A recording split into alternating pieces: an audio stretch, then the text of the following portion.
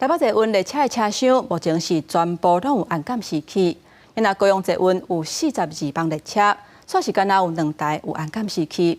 有民代就烦恼讲，车厢内底若是发生啥物情形，无法度知影代志的真相。高雄捷运讲已经有向所谓发展部申请补助的计划，若是有通过，明年高雄捷运全部的车厢就拢会安监视器。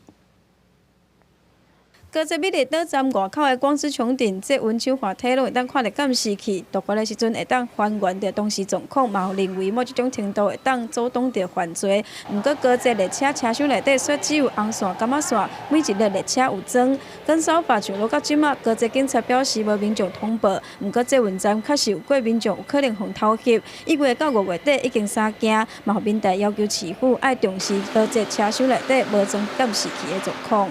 申请智慧城乡生活运用补助计划，倘若顺利通过申请，113年捷运全部车厢都会装设监视器。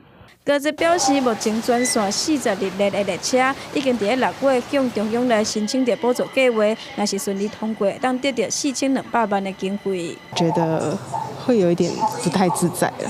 怎么说？